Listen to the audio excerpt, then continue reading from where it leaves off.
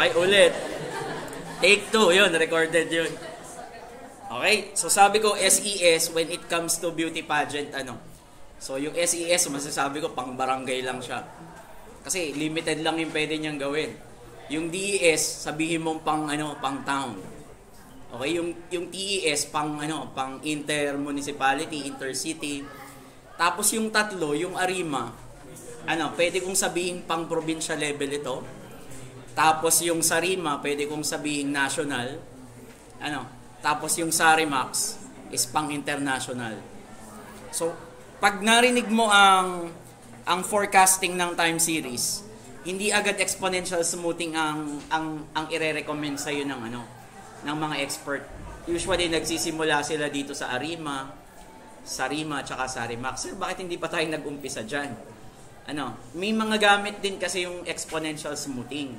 So, sir, lagi bang go-to model namin is ARIMA? By experience ko, yes. Pero kung kaya naman gawan ng DES, TES, at saka SES, yung dataset mo, bakit gagamit ka pa ng model na complicated as this one? Kung kaya namang gawin nung simple lang. Okay, ibabalance mo din ano, ang forecasting mo sa TES is okay siya. Ano, sa ARIMA is same lang yung accuracy. Bakit gagamit ka pa nung ARIMA, which is complicated model, magstay ka na lang dun sa TES kung same lang naman yung result. Pero more or less, mas maganda talaga to. Kasi automatically nakakapag-adjust kasi siya. I-explain ko yung ARIMA. Ano, kaya nga may puso dyan. Okay? Ano daw yung heartbeat ng ARIMA? So by the way, ang ARIMA natin, yun nandun sa baba, yun yung ibig sabihin, autoregressive integrated moving average.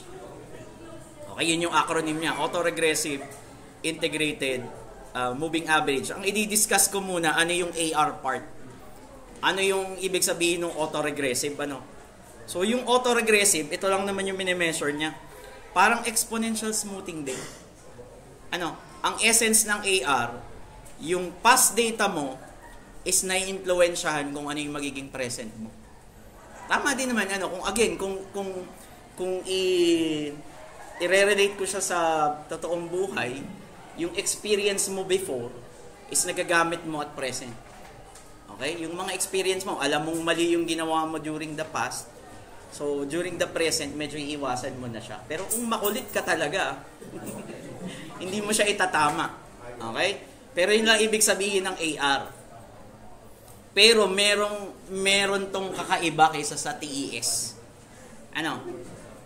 So ganito na lang ang difference nung exponential smoothing at saka do sa AR. So habang na-experience niya yung pagkakamali, itinatama niya. Okay? Wala kasing ganong mechanism yung tatlong model na nauna natin. Pag nakita niyang mali na yung forecast, hindi siya mag-a-adjust. Ano, hindi ako mag-a-adjust, mali na nga eh. Pero ito yung itunuro mo sa akin, so dire-diretso lang. Ako ang bahalang mag-forecast. Pero yung ARIMA, pag nakikita niyang dumalaki na yung error, medyo mag-a-adjust na siya para tumama yung forecast natin. So yun yung ano yung AR part. So assumption ito halimbawa. So meron ditong babae, sabi niya ilan yung kape na ininom niya for the last few days. Ano? So, using yung past days nung pag-inom mo ng coffee consumption, ako, very constant, 2 beses ang araw. Yes. Brood. Hindi ako nagti 3-in-1 kasi marami siyang sugar. Tataba tayo. Napayat na nga ulit ako. Da-diet ako. Yes. Pag natanda ka na nga kasi, sabi ko, pag kumain ka ba ng madami, nahihilo ka na baligtad. Hindi ka gaya yung mga bata pa kayo. Yung metabolism nyo kasi is mabilis pa. Pero as you age, yung pantunaw is ano na siya eh. Oo, napansin ko pag kumakain ako ng sobrang dami, baligtad nahihilo ko. Pag kumain ako ng konti, okay lang. Ano? So hindi nyo pa nararanasan, pero balikan nyo ako 20 years from now. 60 years old na ako noon, mga 40 na kayo. Okay? Sana ako din. Okay? So yung AR component ano? So ipinipredict natin yung present based sa sa capacity mo, halimbawa, uminom ng kape kahapon, halimbawa, nakadalawa ako. So, ang assumption ko, makakadalawa ulit ako. Okay? Ang pag-inom ko ng kape, ang model ko ng trend is, average lang. Hindi ako siguro, pag nagsusulat, masarap kasing magsulat ng research. Kapag may kape, minsan nakakaapat or something. Kailangan kasi gising. Yes. Okay? Pero payo lang, as much as possible, wag 3-in-1. Kasi mas marami pa yung sugar niya kaysa dun sa kape. Promise man. 3-in-1 tas magkakasumbar pa siya. Ay di diabetic. Okay? So yan. So ganito. So isa naman yung istorya ng time series. Meron tayong concept na tinatawag na lag. Okay, sa ML pag sinabi mong lag, nade-delay yung So may delay. Ang lag dito, ilan yung kailangan mong previous data para ma-predict mo yung future. So ganun din yung concept ng ganun din yung concept before. Halimbawa, ilan yung window. Mini-measure natin yung lag. For example, pag sinabing lag 1, ilan yung ininom kong kape yesterday?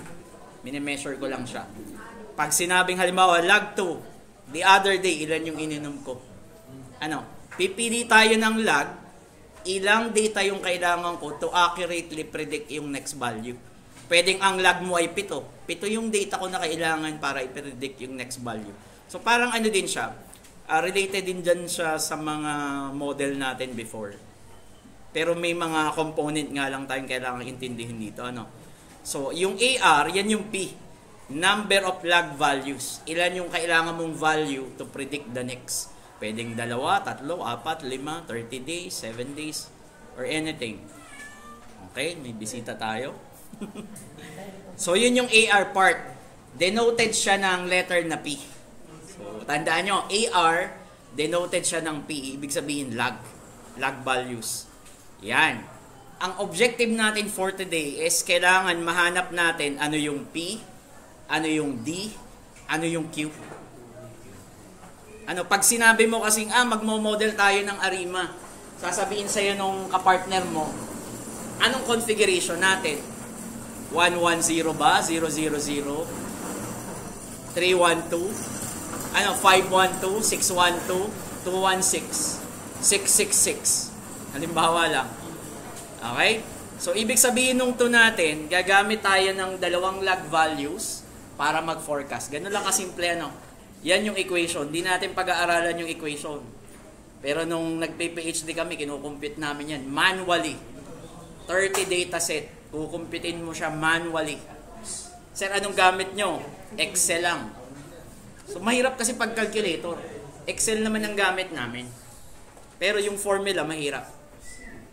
Okay? May teacher kaming ganun. Kahit pwede na sa computer, gusto niyang malaman kung pwede mo siyang i-execute. Gusto niyo ganun tayo sa lab?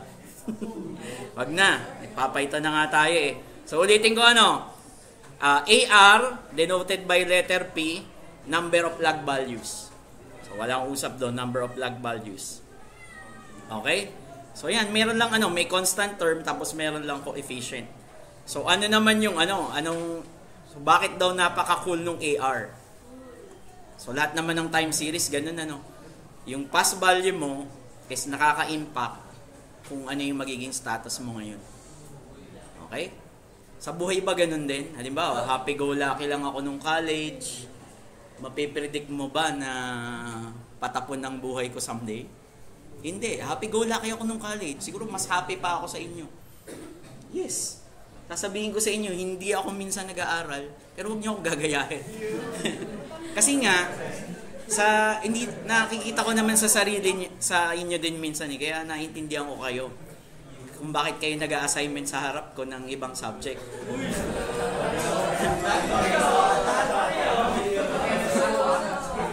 Hindi naman ako sa nagtatampo, nagigets ko yung situation niya. Kasi 20 years ago, ganun din yung kinalagyan ko. Okay? Sa sobrang dami ng subject ng engineering, sa sobrang dami. kahit magaling kang mag-manage ng time, talagang hindi mo maisingi, tapos may jowa ka pa na very needy.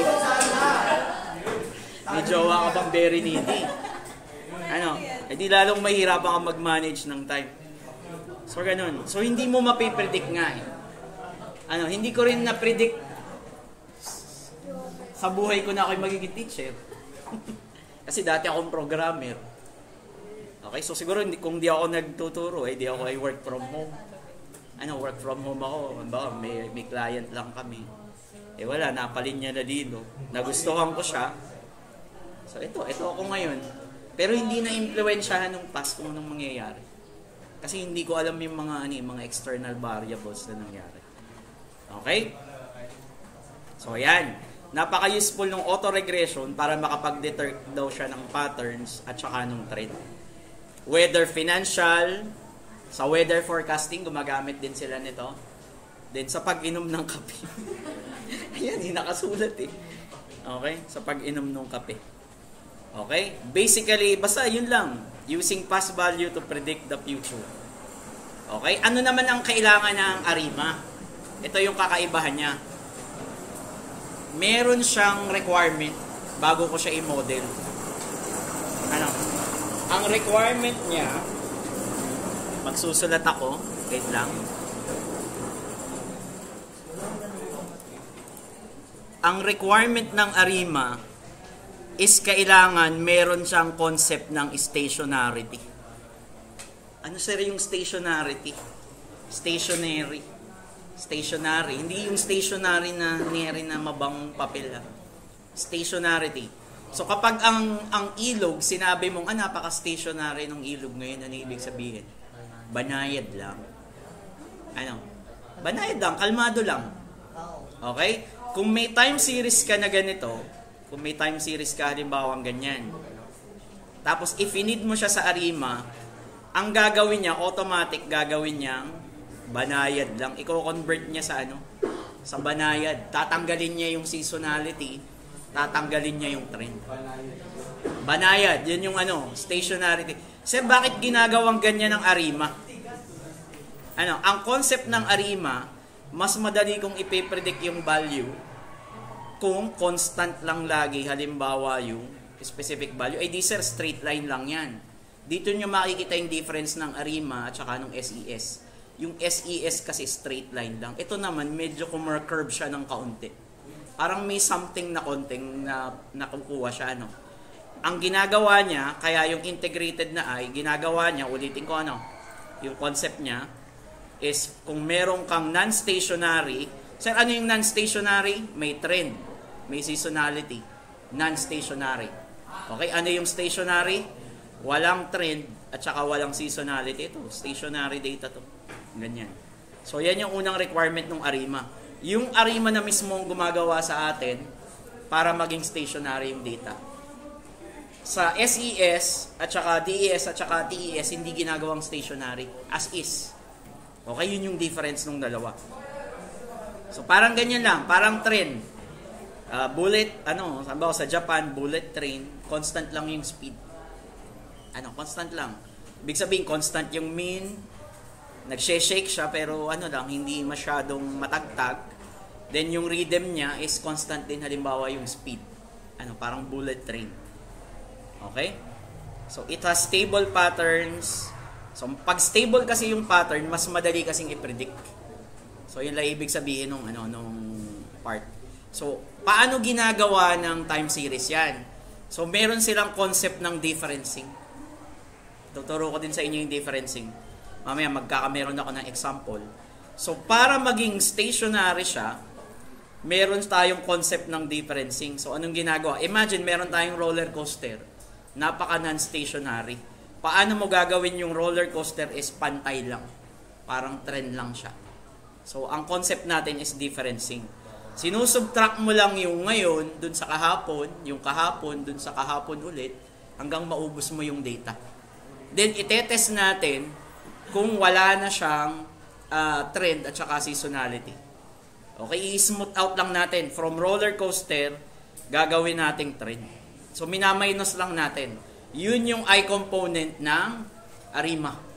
differencing. Yung una, ilang lag. Yung I, ilang differencing ang kailangan ko para maging stationary yung data. Nagigets ba? Ulitin ko. Yung P, ilan yung lag. 3 data to predict the next. Then yung D, which is yung integrated component, ilang differencing yung kailangan ko para yung non-stationary data ko is maging stationary. So, yun yung ibig sabihin ng D. Integrated. Okay? So, if a single differencing stabilizes our data, pag minus mo ngayon dun sa kahapon, isang difference lang, so pwede mong sabihin yun ay stationary na.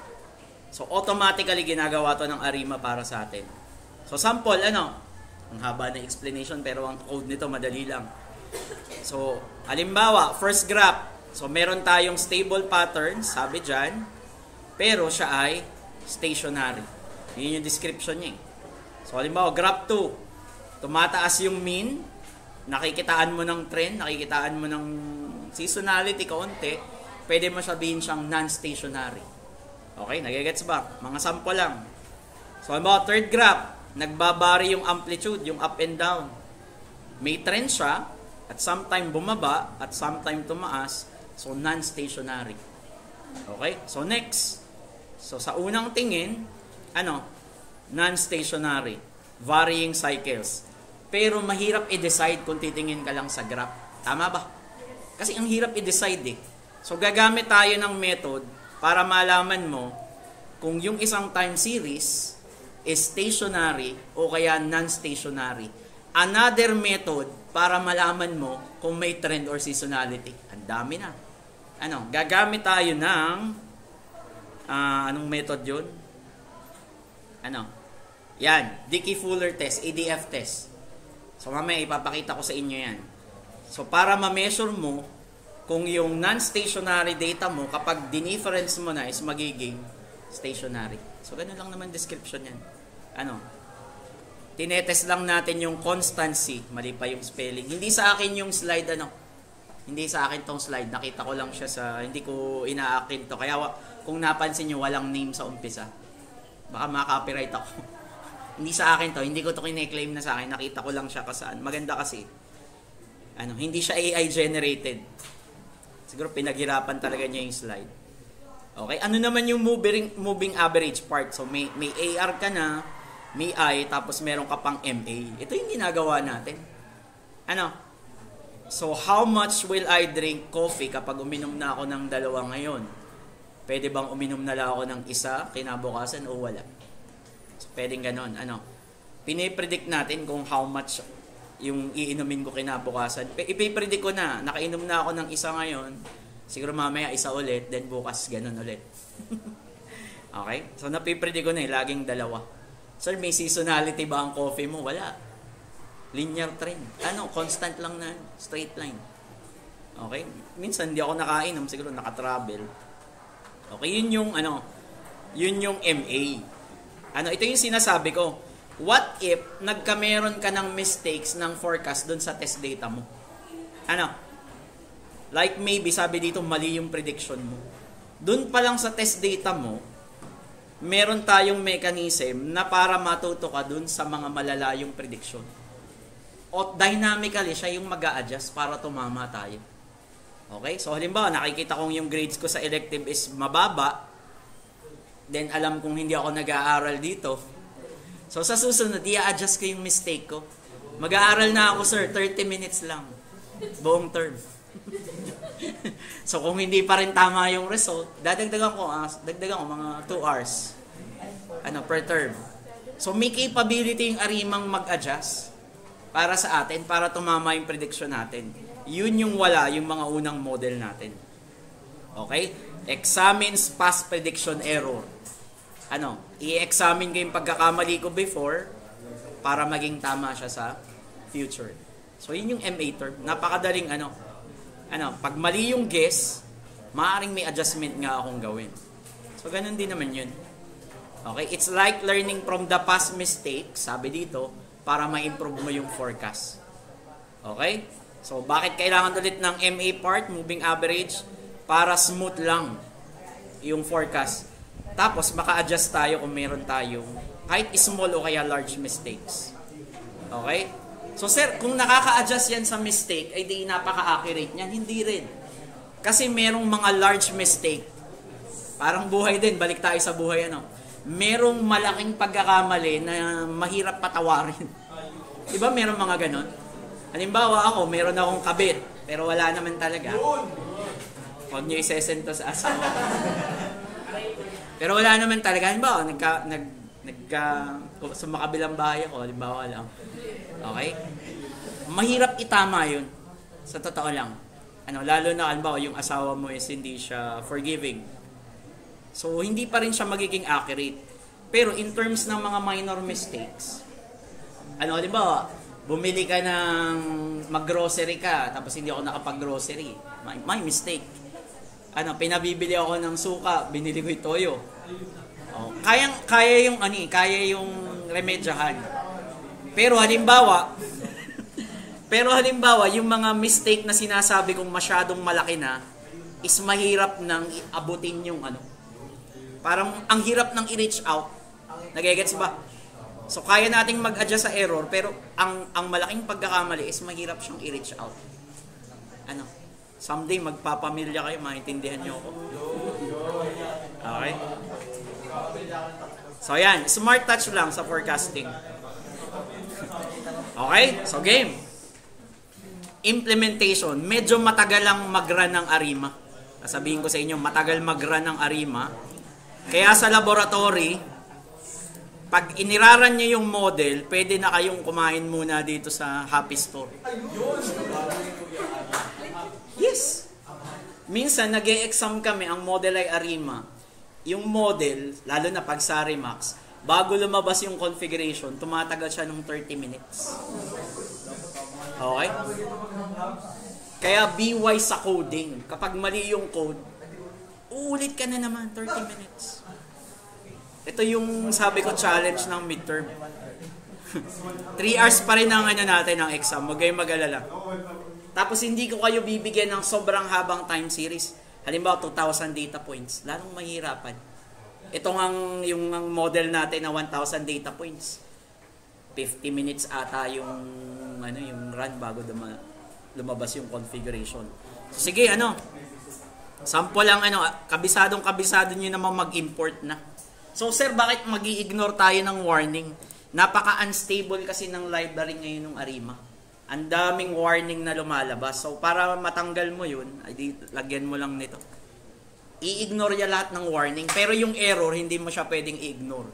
Halimbawa, mali yung code mo. Talagang hindi mo siya kailangang i-ignore. Walang maglalagay, filter, error, ignore. Hindi talaga siya. Kahit 24 hours kang i-ignore mo yung code, wala talagang mangyayari.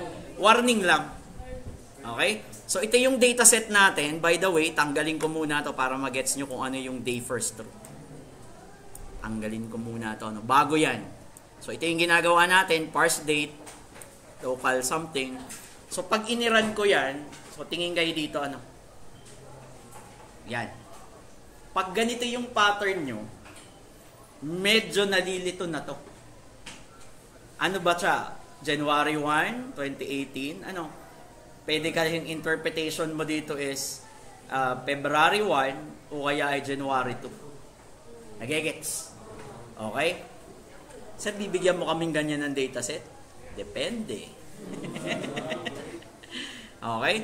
So, ito yung normally ginagawa natin, di ba? So, iniran mo na yan, akala mo okay na. Then, pag iraran mo na siya, by the way, halimbawa, sasabihin ko ay DF muna, mamaya ako ibabalik. So, halimbawa, DF na, yun pa rin yung date. Hindi ito mare-recognize as date. Alam niyo yung format niya, di ba? Nauuna dapat yung 2018, tapos yung month, tapos yung day. Okay? Hindi niya maintindihan yan. So, kung igagraph mo yan, tingnan natin kung kaya niya i-plot, Kung kaya niyang i-plot, ay di very good. Pag hindi, ay di sorry. Yan. Magpapanik ka na ngayon.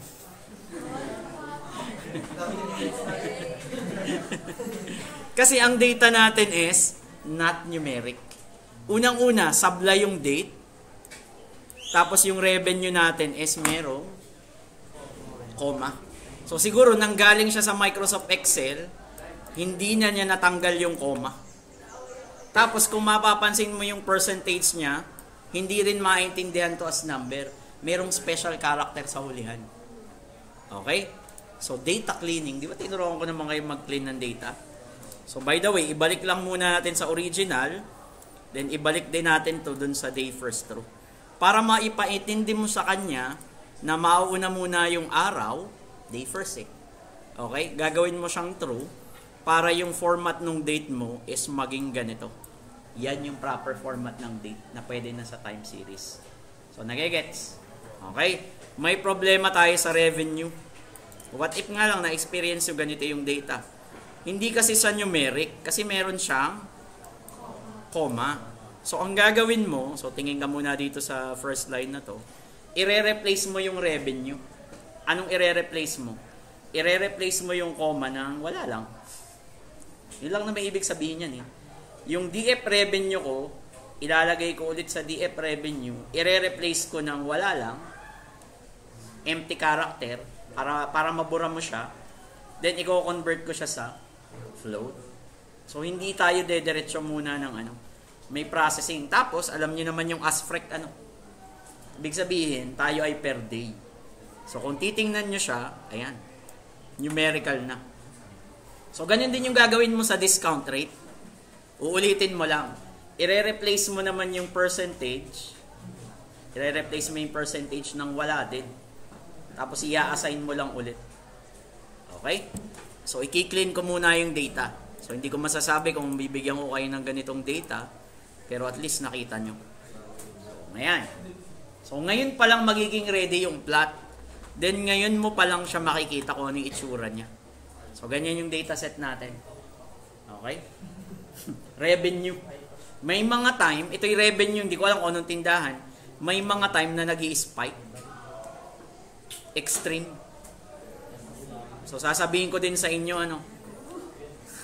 ang hirap i-predict nito, di ba, ang dataset mo tatapusin mo lang doon.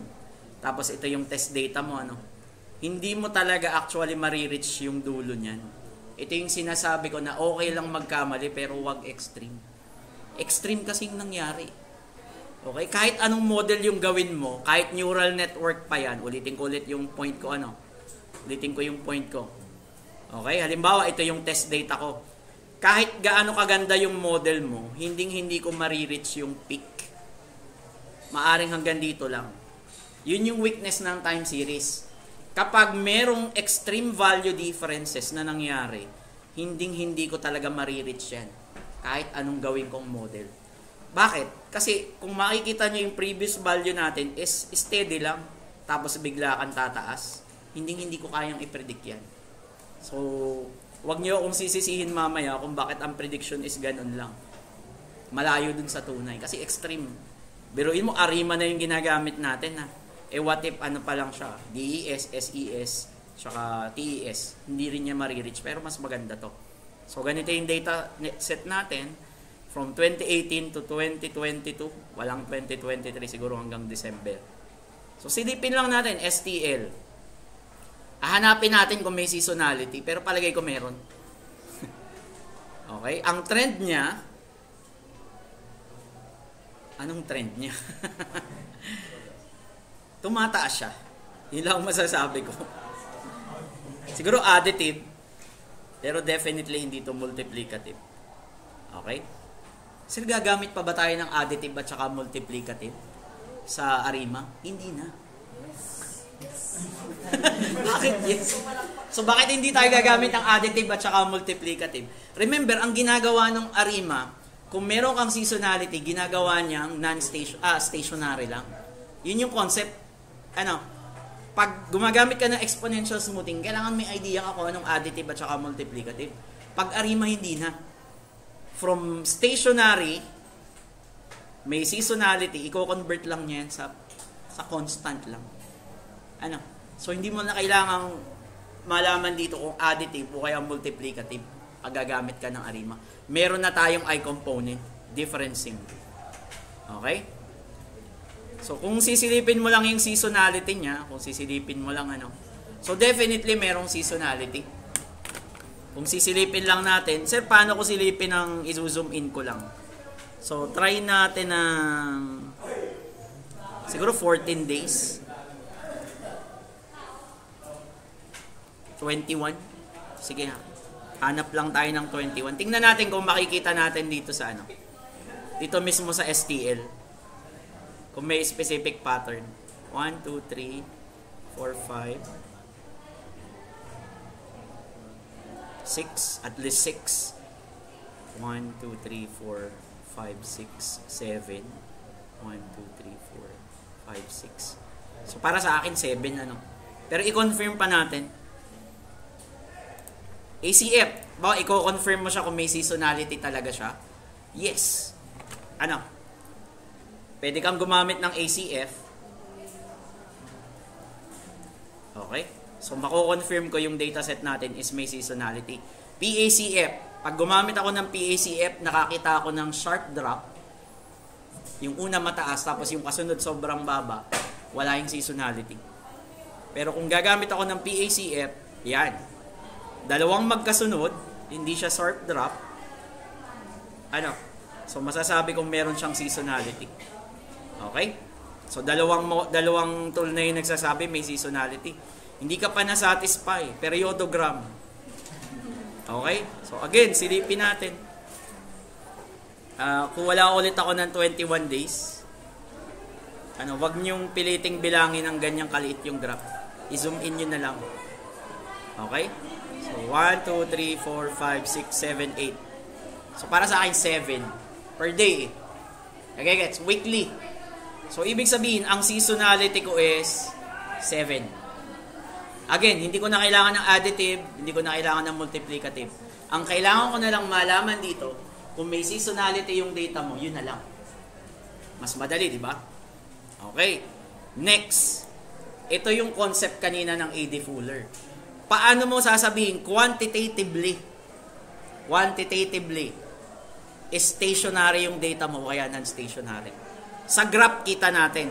Paano sasabihin in terms ng number? Yun yung sabi ko kanina na A.D. Fuller test. Balikan natin yung A.D. Fuller test kung nasaan man siya. Differencing.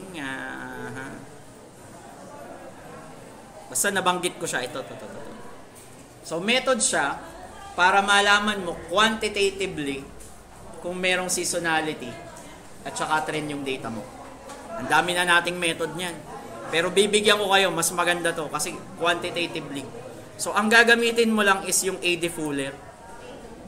Yes. So, ito lang ang titingnan na value. Look at the value. Greater than 0.05, non-stationary. Less than 0.05, statistics ito eh. Pwede mo sabihin, stationary. Andaan niyo yung value na yan, Kapag greater than 0.05 ang p-value, ginagamit din ang p-value sa t-test. Pag less than 0.05, stationary. Okay? So, game. So, meron akong A.D. Fuller. Ito yung DF revenue. Ipinasa ko sa A.D. Fuller. So, tanggalin ko muna itong para makita nyo kung ano yung nakikita natin. Bakit may result 1? So, for example, sasabihin ko result. So, ganito yung magiging sagot niya. Ang daming numbers.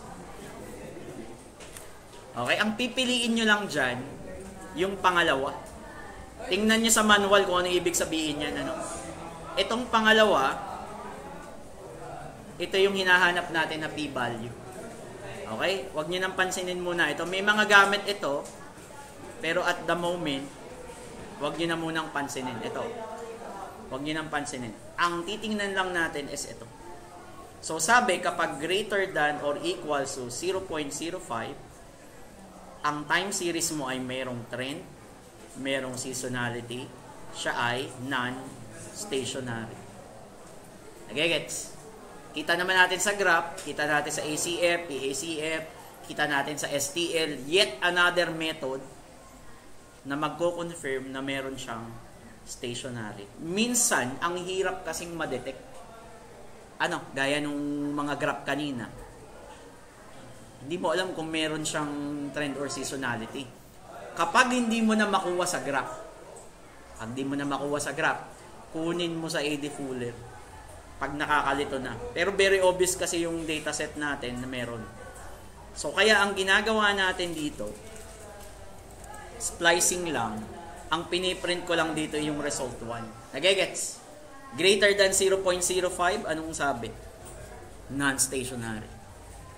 Okay? So, sir, paano gagawing non-stationary yung isang time series para maging siyang stationary? Ano? Although ginagawa na to ng time series, gagawin natin mano-mano. So, ang ginawa lang natin, dinifference lang natin. So, kung babalik ako sa original data natin, ano? Pag sinabi kong differencing ng 1, sinusubtract mo lang to. 892 minus 627. Edi yun yung sagot. Yung magiging sagot mo, 8446, yung naging sagot niya, yun yung magiging sagot. Minaminus mo lang. So, kung ginawa mong ganyan, kung ginawa natin ganun, which is yung differencing, pinapakita ko lang sa inyo kung ano yung concept ng I sa ARIMA para mas malinaw. So, ito ay, ano na ba to? Nasa SARIMA na pala ako. Di ba, babalik ako sa ARIMA mamaya. Nasaan na tayo? So, wait lang. Ayan, ito. So, meron akong DF revenue. Inassign ko lang sa diff. Ibig sabihin ng diff, pag wala kang nilagay na value, ang differencing ko is 1. So, halimbawa, yung revenue ko, i-assign ko sa data frame na X. Pag minus ko, yung present at saka dun sa ano, syempre, mag-give up ako ng isang information. Tama ba? Kaya, kung mapapansin nyo dito, meron dito sa dulo na drop NA. Pag may nakita ka na NaN, idadrop ko na siya. Mag-give up ako ng isang information kasi. Parang sinabi mong nag-shift ka forward, tapos nag-shift ako ng backward. Dito naman, minaminus lang natin. E di meron na akong X. May X naman talaga ako. Actually, 3 sila. Okay? So, may X. Kumusta na kaya sila?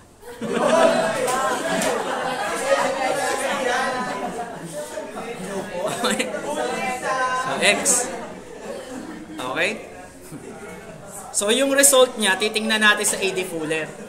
Okay? Ito na yung difference. So, pag sinilip natin, ito ay exponent na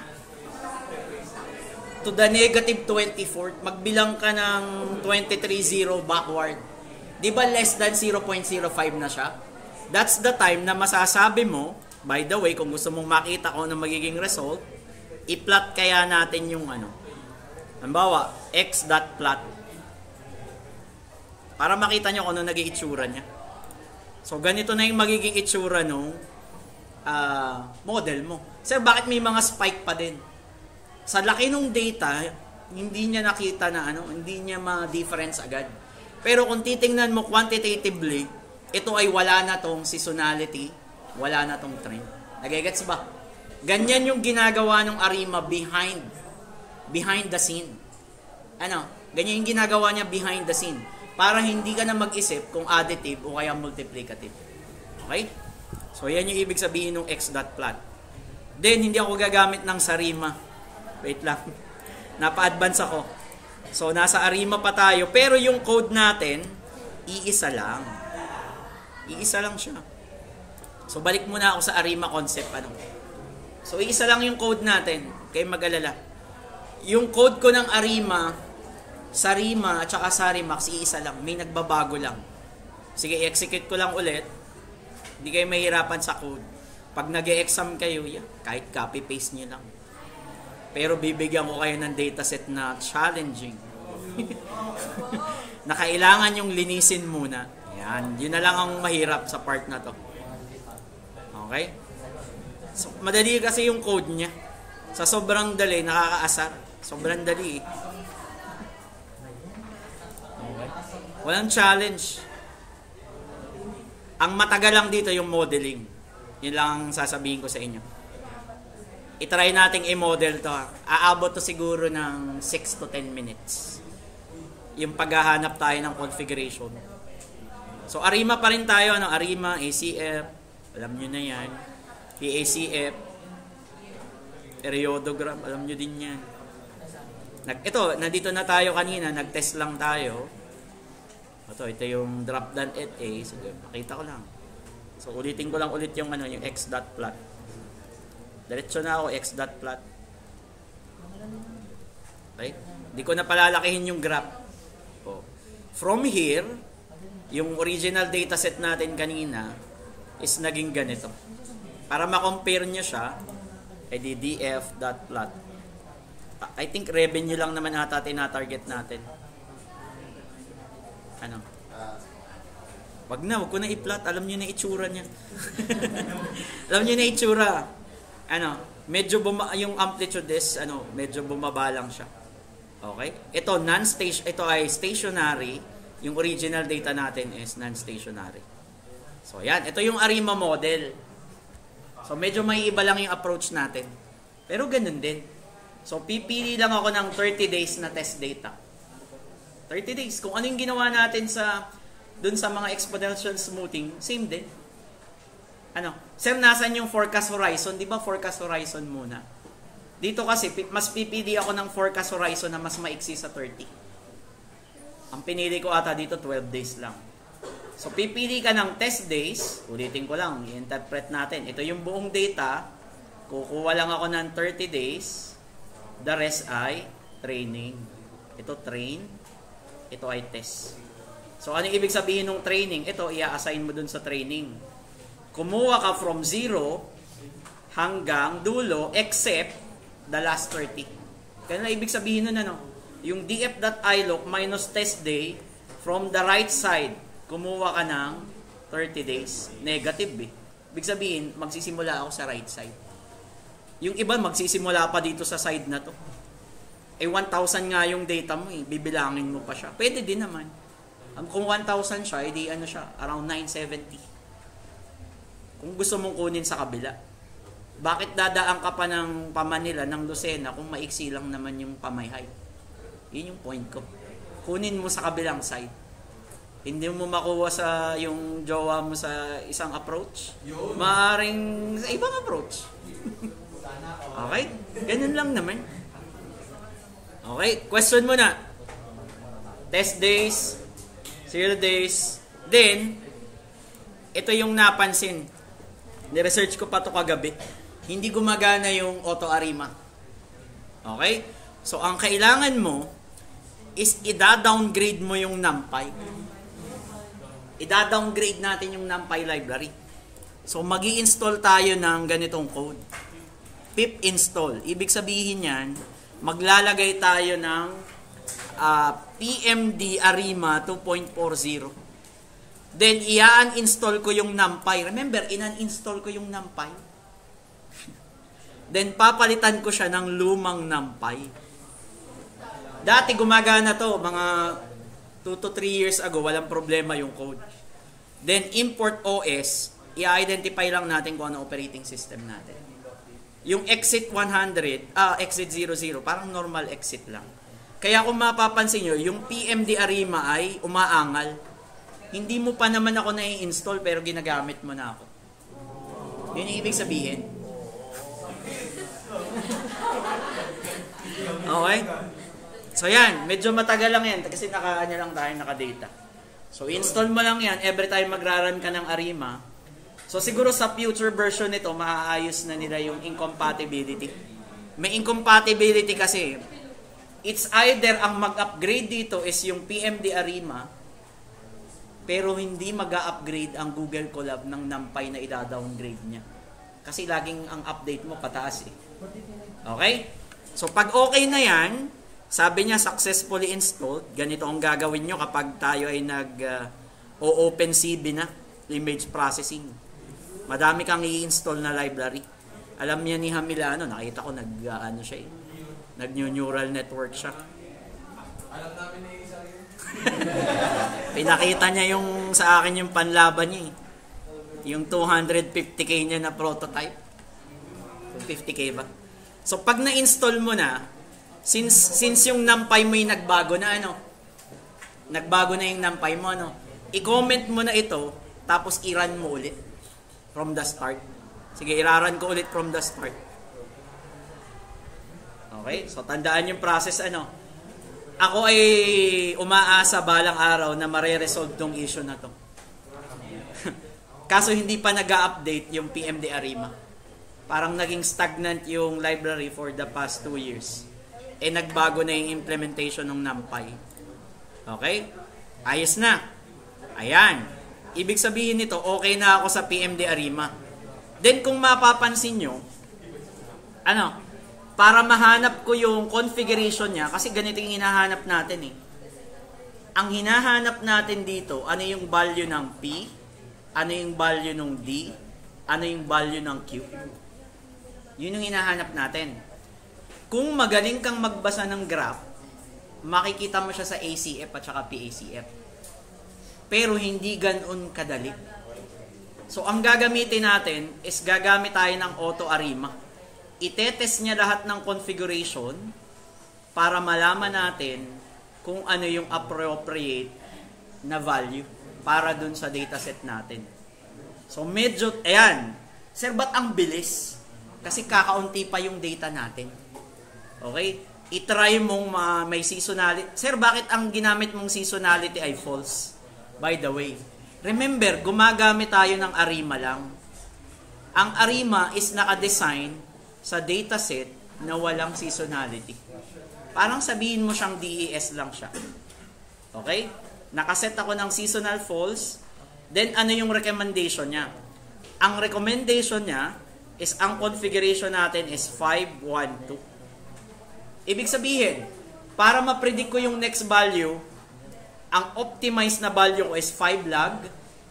Naging stationary yung data ko ng isang differencing. Then yung MA part ko, mag-a-average ako ng 2 component. Ibig sabihin, ito yung P, D, at saka yung Q. Sir, paano nalaman na yan ang accurate? So, pwede mong gawin yung ganito, stepwise fitting, para malaman nyo kung bakit siya naging accurate. Pipili ka ng AIC. Sir, ano yung AIC? Ano yung BIC? I think meron akong presentation ng AIC at saka BAC. So, maiksing presentation lang to. So, sa Arima, gumagamit siya ng AIC at saka BIC. Akaike Information Criterion. Japanese yung naggawa. Si Mr. Akaike. Ito, maling spelling nito, Maling spelling. Bayesian. Hindi Baseyan. Bayesian.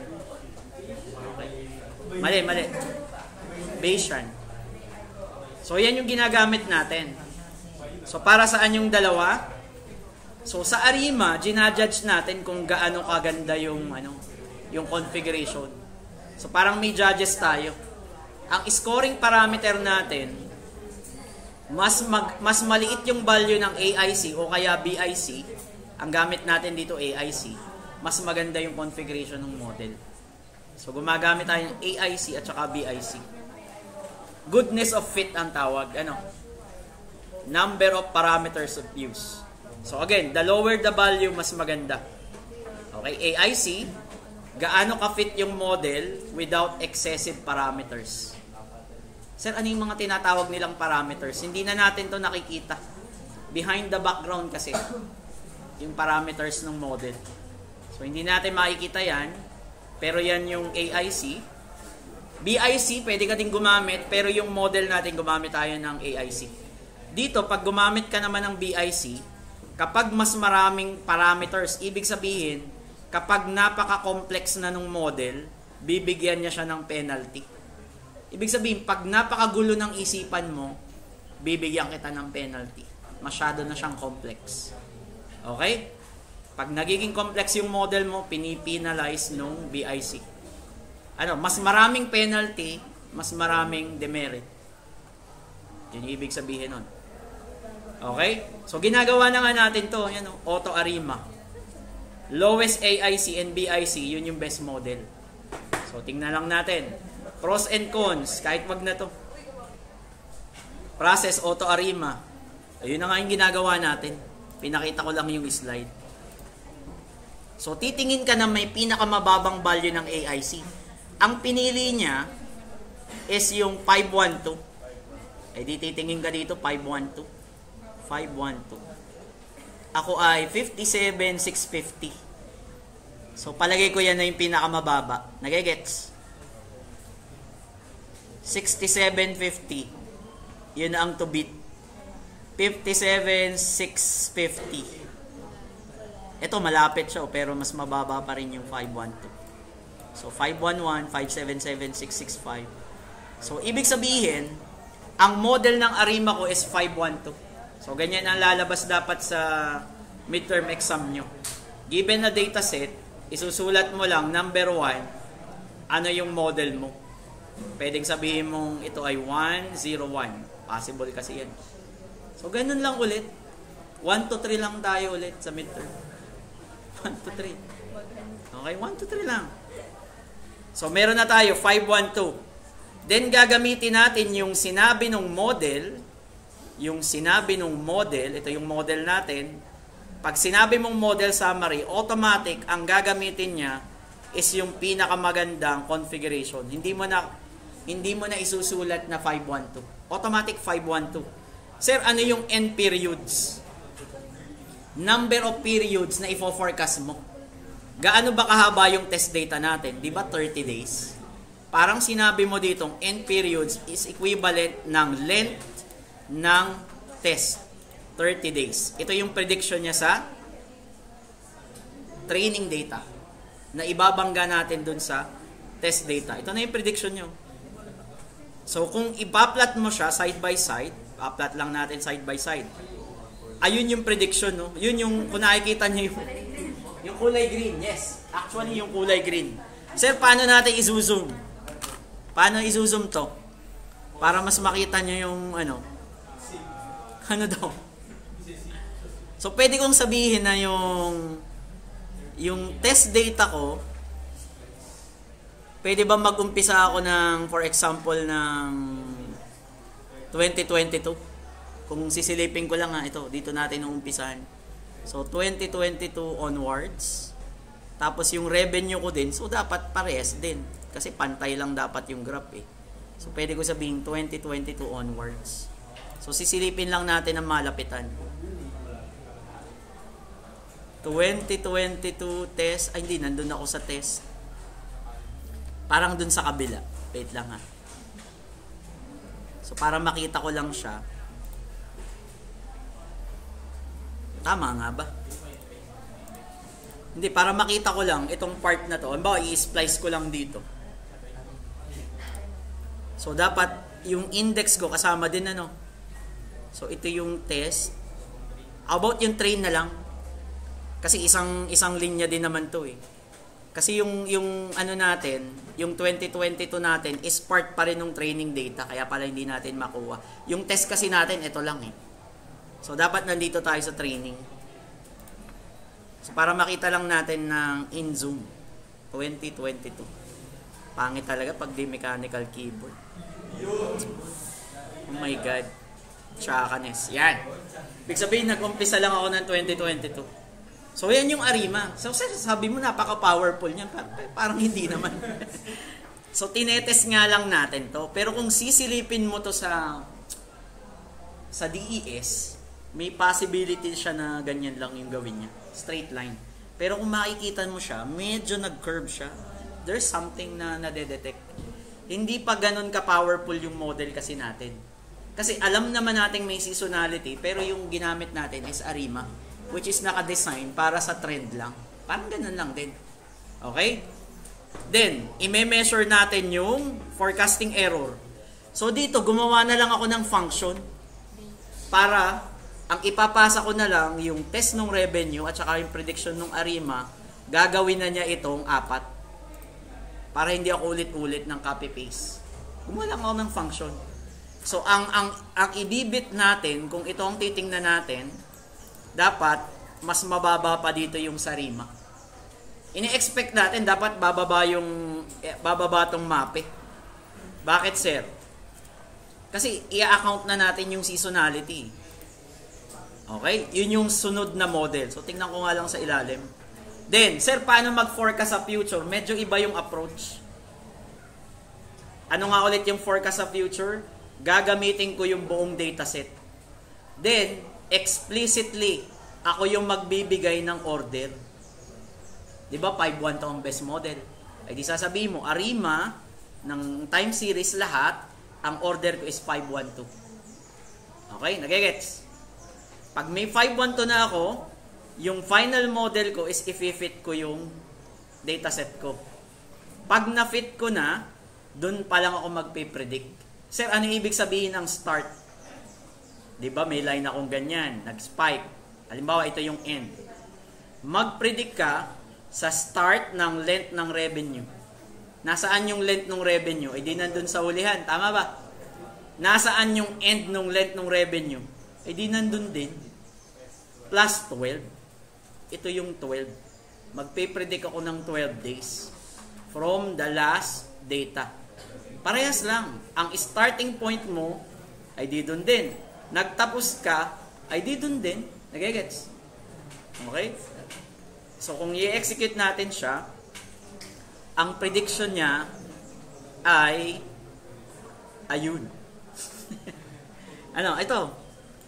Save ko na lang. Huwag kayong magtataka kung bakit tsaka yung prediction kasi hindi natin ina-account yung seasonality. ARIMA lang kasi.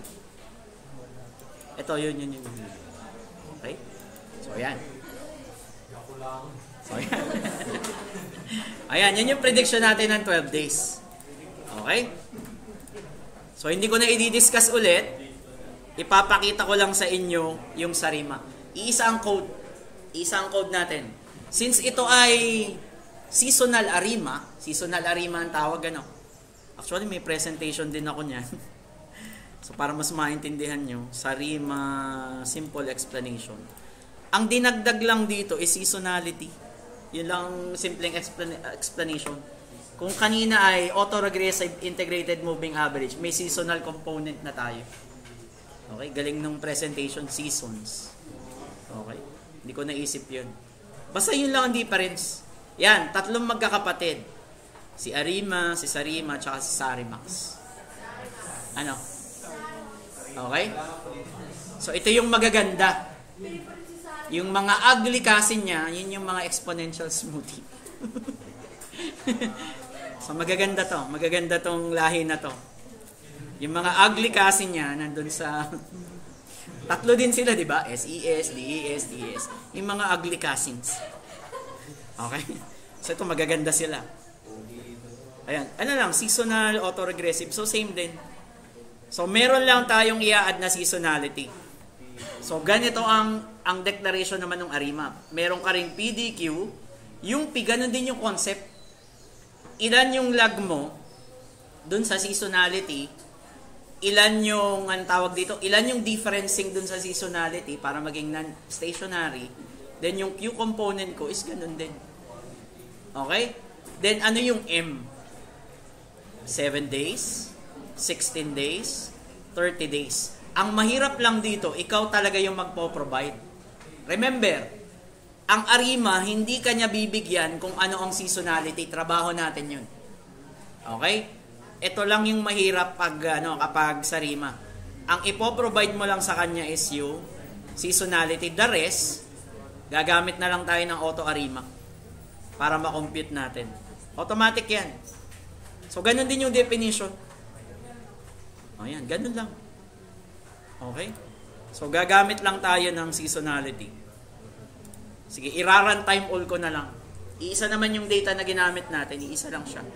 Ay, gaya niyan. Hindi ako nag-install, Uulitin ko na naman. So, ulit lang. Pag na-install na, ay, ang tawag dito, i-comment nyo na. Kasi pag iniran nyo ulit, sabihin, mag-i-install ulit siya. So, tingnan lang natin yung difference. Papakita ko lang yung difference. Pero same code lang to. Same code. May iba lang, may iba. Kasi meron na tayong M, which represent seasonality. Sige, mag-i-install lang tayo. Kapag nagma-machine learning kayo, TensorFlow, Keras, ang tagal mag-install. Kasi ang laki ng library, minsan gig. Kaya anong payo ko, huwag kayong magma-machine learning ng, halimbawa, ang images, ang data. Hindi maganda ang Google ko lang. offline install. Ang problema naman sa offline install, pag hindi ka marunong mag-install, nadadamage yung yung installation file. So okay na So pag okay na, highlight nyo na lang, control/, comment din yun. So ira-run all ko lang ulit. So dito siya tumatagal. Papakita ko sa inyo, tumatagal siya sa part ng modeling. Sir, ano yung ibig sabihin ng M equals 7? Alam ko kanina na meron tayong 7 days. Okay? Yun yung ibig sabihin ng M. Mag-model ka ng AutoArima, may seasonality ako ng 7 days. Na-identify na natin yan kanina. Dito na-i-stack. Lalo na pag sa Remax, tapos malaki yung data mo. Sabi ko, kahit kumain ka muna sa kantin, balikan mo na lang. Sa X, ha? Kaya magbaon kayo ng konting pasensya sa midterm exam natin. Kahit sa laboratory. Kasi matagal talaga siya. Okay? So, hintayin natin. Pero pag matagal, ipapakita ko na yung result. Nasa GitHub na siya kung gusto niyo siyang makita. Pero sige, try natin. Try natin. Mahaba pa may oras natin. So, ito yung seasonality niya. Yan na nga. Ayan. So, yan na. Tagal. Yan, pag medyo nagagaganyan na, ay hindi ko alam. Mas matagal kasi yung modeling kapag may seasonality. Bakit sir mas matagal? Ang dami mo kasing tinetest na parameter. 6. Small letter P, small letter D, small letter Q. Then yung capital P, D, Q. Tapos yung pinrovide mo pa na 7. Medyo matagal yan. Pero kung ang method natin is offline installation, medyo mas mabilis to. Lalo na kung ang laptop mo ay Predator. Kagaya sa bahay. Kagaya sa bahay. Hindi ko dinadala, baka mawala eh. Mahal ang bili ko. Hindi ko nasasabihin kung magkano. 6 digit. Kasi kailangan ko kasi sa research. Mas powerful pa dito sa unit din eh. Sa kalapate. Hindi talagang pinag-ipunan ko siya. Mahal. 6 digit. Ayun, sad to say, sira na ang monitor. Kama machine learning. Bumigay yung monitor. Yung sa akin. Sa akin. Hindi nailaw yung niya eh. Hindi yung sa akin nailaw. Natunog pa siya ng may opening team. Parang bumubulusok ba na sasakyan. Dadaling ko minsan.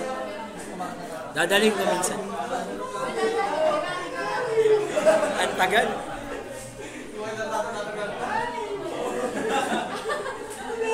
So, ganito lang So, dito ka lang may stack.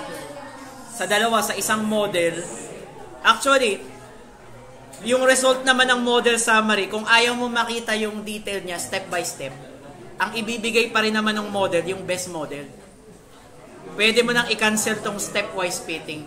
O kaya baliktad. Pwede mong i-give up itong model summary, ang ibigay mo yung stepwise fitting. Kaso, hahanapin mo pa kung ano yung pinaka-best. Yung model summary kasi, binibigay niya kung ano na yung best. Gaya kanina. Kaso, ayaw niya lumabas. Sir, pag mali ang seasonal period, hindi ulit ka na naman. Pag mali yung seasonal period, hindi naman. Medyo malayo lang yung forecast mo sa akin. Tama pa rin. Sabi ko nga walang maling forecast eh. Pero sir, pag na-realize ko mali ako sa seasonal period, uulitin mo ulit siya para i-model niya ulit. 30 minutes, sir. Yes. Kaya be very sure kung ano talaga yung seasonality. Sige, ito na lang. Yung naka-upload na lang sa para makita niyo na lang. Matagal pa eh. Hintayin, wala na akong time para hintayin.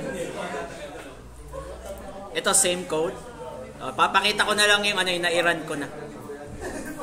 Kasi iniwan ko to eh. Kagabi iniran ko to, iniwan ko lang. Pagbalik ko okay na. Mga 5 minutes lang kasi Predator nga eh. Ito kasi ano ba to? Acer. Ba't ba bumili ako nito? Tsaka pala nito. Maibigay na lang pag graduate nyo. Naibigay na lang. Sa pinakamabait kong estudyante.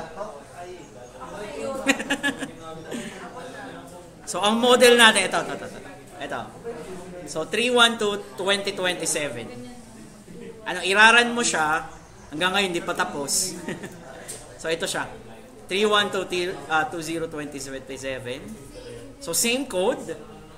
In terms ng stepwise, m equals to 7 pa rin. Sir, ano ibig sabihin ng trace equals to true? Para lumabas 1 by 1. Ano ibig sabihin, sir, nung stepwise? Para lumabas pa rin 1 by 1. Sir, ano ibig sabihin ng seasonal? Merong seasonality. Sir, pag nilagyan ko ba doon ng m equals to 7, automatic may seasonality imo-model yung Sarimax. Okay, Sarimax eh. Okay? So, yan. Di same code nga din eh. So, end periods, di length pa rin ng test. Same. Tapos, ganito yung magiging prediction niya. Yun. So, medyo nag-improve.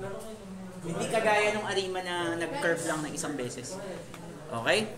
So, metrics, ang tinatalo natin dito ay, anong value natin kanina? 24 point? Nakalimutan ko. Kung anong value natin. Sige, balik muna ako sa lectures notebook. Yung Arima. So, marami dyan. Ito, mga luma na to. Obsolete na yan. Huwag nyo nang puntahan yan. Ito na lang. In-update ko na kasi. So, ito yung kailangan natin talunin. Ano bang nito? So, tingnan natin yung metrics natin. Kung anong accuracy niya. So, 24.14. Okay? Sir, para mas maganda ata yan, ito ay 24... Nasaan na yun? Ay, hindi ito. Iniraran nga pala natin. Ito ay Arima. Ito ay Sarima. Ito sa kabila. Ito siya. Kinlows ko. Tagal, Ulit. Open na lang ulit ako ng isa. Ito ay Arima. Kailangan ko sa Arima. So, para makita nyo rin na hindi mo kailangan mag-rely sa iisang value lang. So, ito ay Sarima. So, ito ay 24.14. Mas mataas yung mapping nito. Mas mataas to. Parang mas mataas.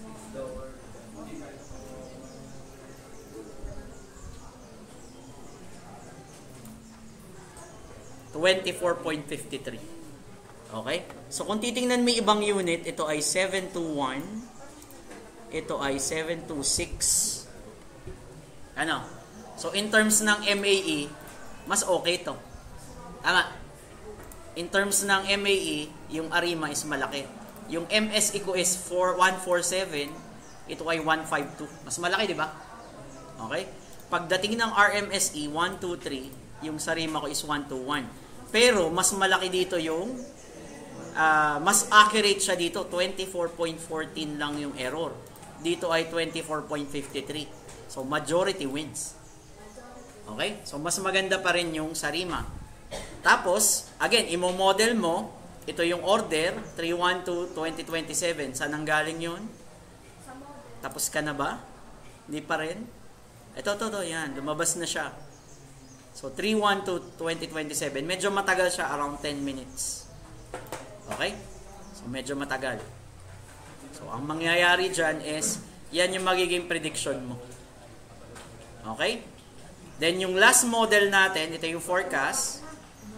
Then, yung pinaka-last model. Pinaka-the best para sa akin. The best ito kung meron kang external na data. Ano yung ibig sabihin ng exogenous? Yun kasi yung X na tinatawag sa Remax. Okay? So, last na to. Parang So, Sarimax.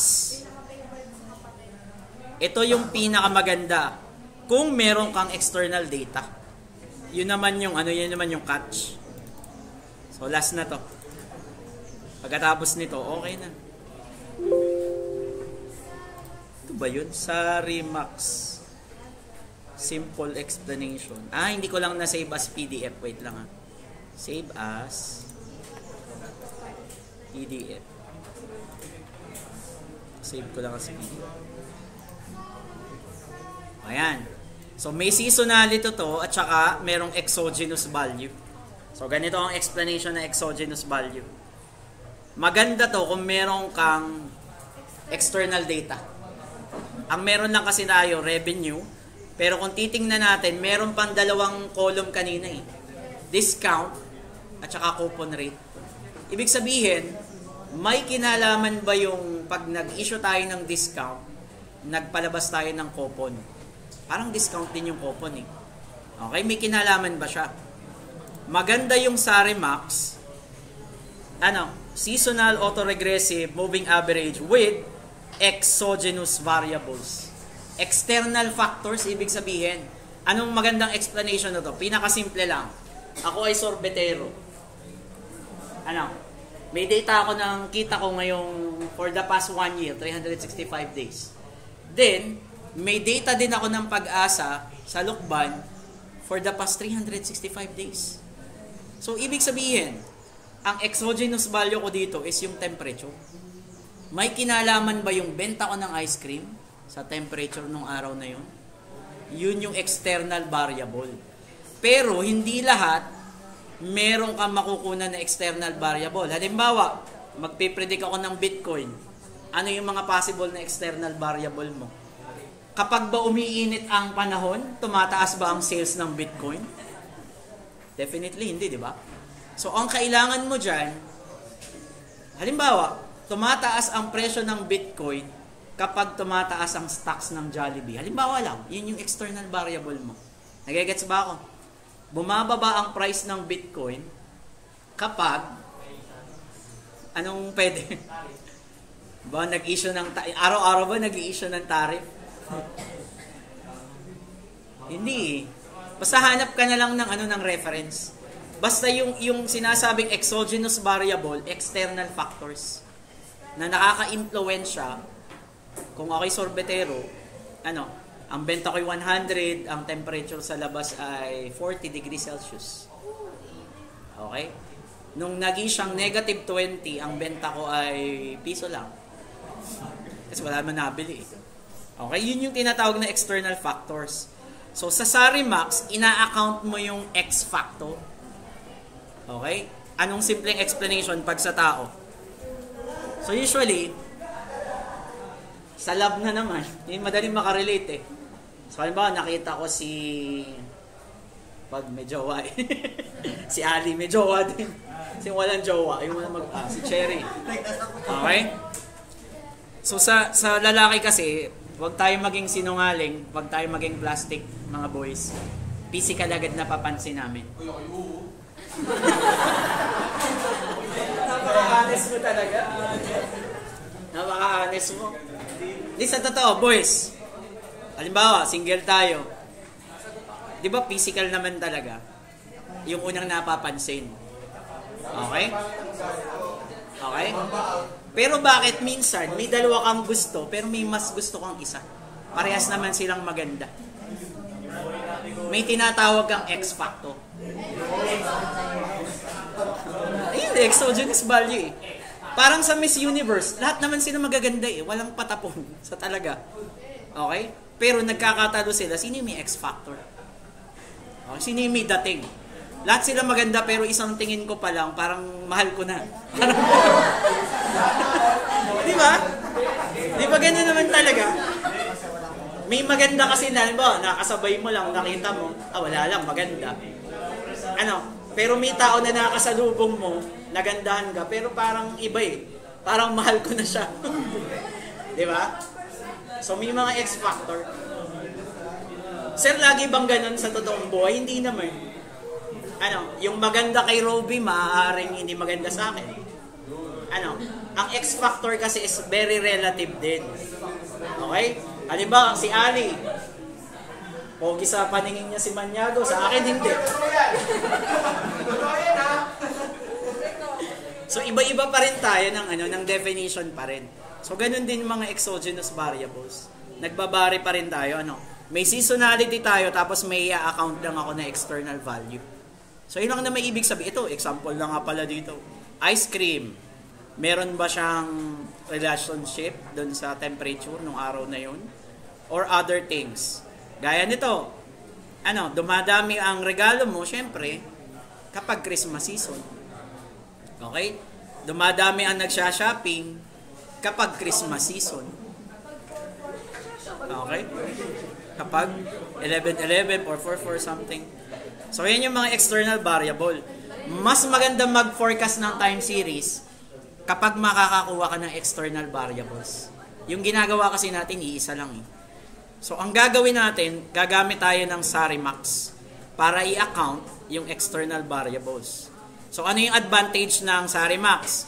Mas accurate siya, mas maganda yung insight. Ano yung hindi maganda? Masyadong complex yung model. Kasi i-account mo yung another variable eh. Pero mas accurate siya. Mas magiging complex nga lang. Plus, hindi mo alam kung saan ka kukuha ng external variable. Halimbawa lang, Bitcoin. Nakita kong related siya habang nataas ang Bitcoin price, tumataas din ang stock value ng Apple. Pwede ko siyang gawing external variable. Para bang barometer ko siya. Okay? So, yung magiging Sarimax. So, implementation. Diretso na tayo sa Huwag na tayong dumiretso sa notebook. Kasi sasabihin ko sa inyo, sobrang tagal. Mas matagal ito kaysa dun sa Sarima. So, ipapakita ko na lang yung code. Papakita ko yung code. Wait lang. Last na. Papakita ko lang. Konting oras na lang. Sarimax. So, i-close ko na to. Nag-run na ba siya? Hindi ko na iraran kasi sobrang tagal talaga. So, ito, same. Same din. Same. So, same din. Alam nating 7 na. So, Sarimax. 30 days. Ito lang. Ito. Sir, anong ibig sabihin ng test days at saka yung 1-3? Balik tayo, Ito yung index ko. Index ko yan, mga date yan, 2018. Ito yung revenue. Ito yung discount. Kung babalikan mo yung data, ito yung coupon rate. So, ano na ibig sabihin nung yung train and test mo, ang kukunin ko lang is yung revenue lang. Pero kinuha ko dito lahat eh. Tama ba? Pero mamaya doon sa plot, kinuha ko lang na may revenue.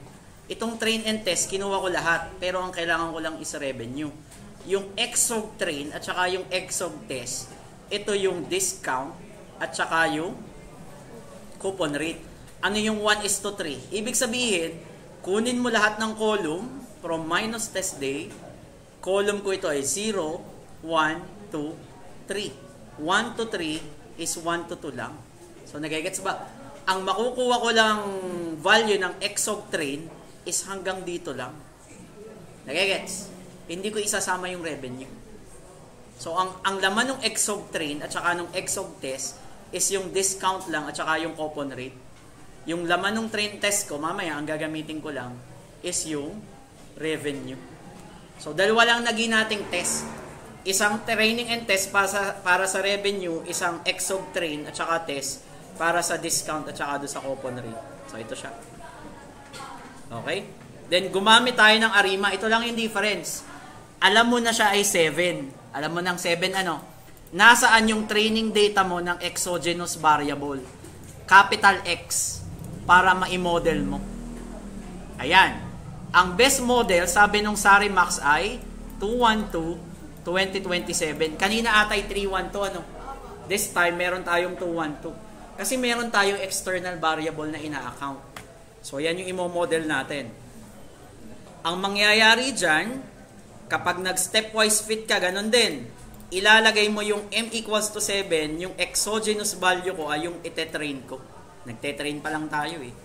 Then, ang pinaka-best model din dito, ay, ang sabi dito ay 212-2027. Hanapin mo yung 212. Nasaan na yung 212-2027? Ito. INF. Ibig sabihin, masyado ng ano yung value. Okay? Paano malalamang siya yung pinaka-smallest? Hindi ko alam. INF yung lumabas eh. Pero ang sabi ng model summary is ito. Maniwala ka na dyan. 212-2027. So, yun yung gagamitin ko ngayon. Okay? Pag magpipredict ka ngayon, meron kang end period, dapat sinama ko dito m equals 7. Hindi ko na isama yung m equals 7 pala. Dapat merong m equals 7. Kalimutan ko. Kahit hindi na pala, sorry. Kasi ito pala ay prediction na. Minodel ko na kanina na meron akong 7 eh. Tama, doon sa model summary. Then, i-account mo lang yung exog test. Dahil ito'y testing, yung exogenous value mo ay test din. So, tingnan natin kung ano yung magiging result. Medyo may improvement naman. As compare mo doon sa dalawang model, medyo nare-reach niya yung konting peak. Kasi in-account mo yung discount rate at saka yung coupon rate. So, sabi ko nga, hindi mo talaga mare-reach yung top. Kasi extreme value, biruin mo, napaka-stable, tapos biglang tumaas. Kasi ang i-account pa rin niya is yung past value. So, napaka-extreme lang nung example natin, pero kung titingnan mo, mas tumaas siya. Then, ang magiging accuracy rate, kanina ay 24, nasa 19% na tayong error rate. So, medyo tumaas tayo ng about 5%. Okay, then ang prediction niya, so ganun din, ang seasonal order mo ay, para nagkamali ako dito, dapat ito ay 212, namali lang siguro ako ng basa, 212-2027, then yung exogenous variable ko ay dalawa, discount rate at saka coupon rate. So, ito yung magiging forecast for the next 25 days. Hindi ko na in-execute yung code kasi tatagal talaga tayo. Sa lab, kailangan yung execute. Okay? So, yun yung magiging forecast. Yung mga nauna natin, kung i-compare natin, yung una ganito, yung pangalawa is ganito. Yung pangatlo is ganito. Yan, ibig sabihin may exogenous. So, kayo yung bahalang humanap ng data. Okay? Saan minahanap ka ba sa Bitcoin na exogenous data? Sad to say, wala akong makita eh. Hindi ko ma-relate siya sa external value. Okay? Siguro kung may mahanap pati ako, hindi ko ibibigay sa inyo. Trade secret ko yan. Kaso wala, ang hirap humanap ng exogenous value. Pag nahanap mo, halimbawa, nataas yung Bitcoin kapag yung stock ng Jollibee at McDo yung mataas. Pwede mo siyang kunin eh. Kasi everyday naman merong may stock market. So pwede mo siyang gamitin pero hindi ko alam kung totoo. So yun yung mga exogenous variable.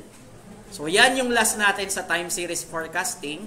Babalik tayo dito sa elective 3. Kaso ang gagamitin natin ay neural networks. Mas maganda yun. Wala kang kailangang i-provide na parameter. Bahala yung neural network maghanap ng pattern para sa iyo. Mas accurate siya. Okay? Babalikan natin itong time series sa elective 3. Pero sa susunod tayo ay classification. Iba na ang data natin. Multiple column na data. Tayo ay magka-classify. Ulitin ko, may cancer o wala. Anong bang dataset natin? Fake yung pera o hindi? Anong species ng penguin? Based lang sa historical data. Autistic ba o hindi? Wala akong ganong data. Ano pa ba meron akong data? Sa example, ganyan. Sa midterm, part lang to. Okay? Maaring 1 to 6 na siya kasi hahaluan na natin ng classification.